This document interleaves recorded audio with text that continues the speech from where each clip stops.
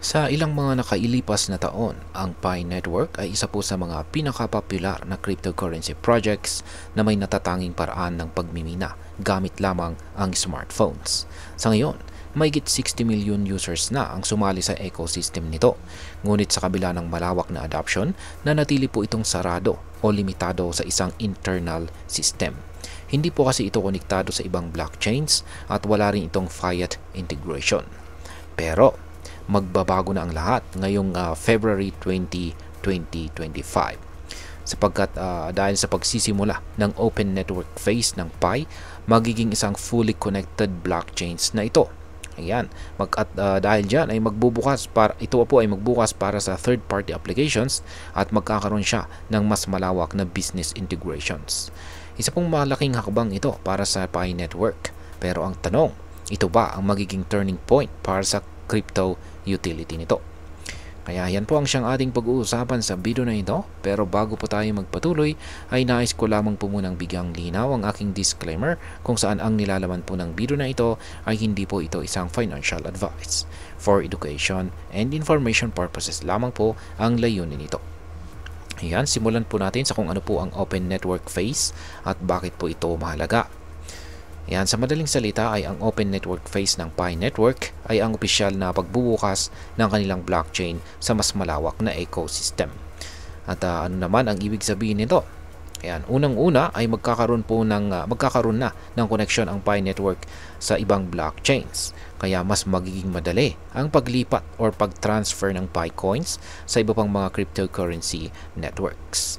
Pangalawa, magiging bukas na ang Pi Network sa mga negosyo na gustong gumamit ng Pi bilang paraan ng pagbabayad. At ang pangatlo ay magiging mas flexible po ang paggamit ng Pi dahil maaari na itong gamitin sa iba't ibang applications at decentralized finance or DeFi platforms. Sa madaling sabi ay mula po sa pagiging isang saradong ecosystem, ang Pi Network ay magiging isang ganap na blockchain na maaari pong gamitin sa iba't ibang financial at saka business transactions sa labas ng Pi app mismo.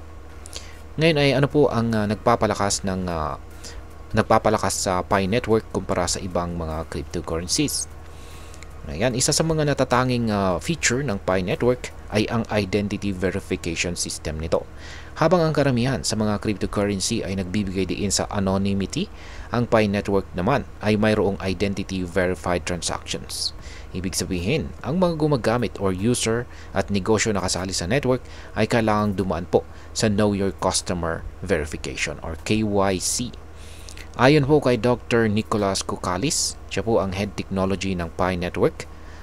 Ayan, meron po siyang aktual na pahayag rito.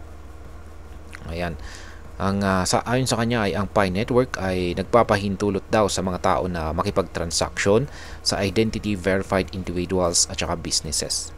Isa po itong bagong konsepto sa Layer 1 blockchain at nagbubukas ng bagong pinto para sa blockchain-based utility.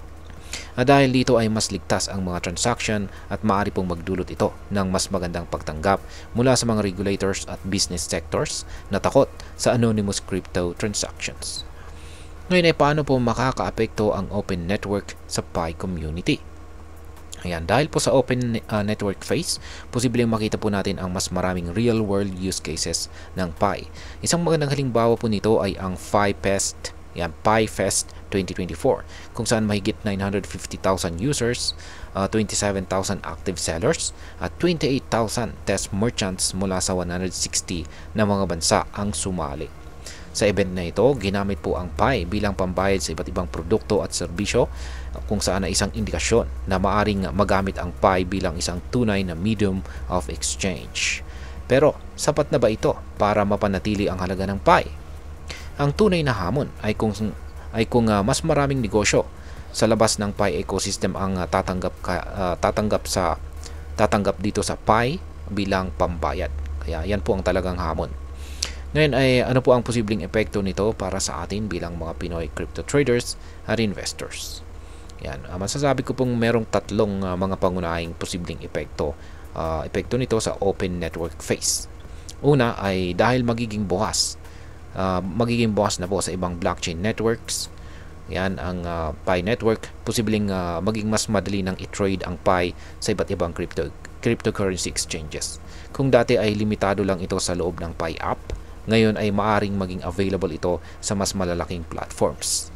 Pangalawa, kung marami pong negosyo at users ang gagamit ng Pi para sa totoong transaction, maaari pong tumaas ang demand nito, kung saan ay posibleng magpataas ng kanyang presyo. At ang pangatlo ay dahil may identity verification po ang Pi, maaring mas mabilis po itong i-approve ng mga gobyerno at mga financial institutions.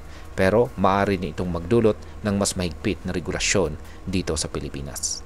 Kung magtatagumpay po ang open network phase, maaring maging isa ang Pi network sa mga pinaka kapaki-pakinabang na crypto projects para sa ating mga Pinoy, lalo na sa mga gustong pumasok sa mundo ng crypto nang hindi po kailangan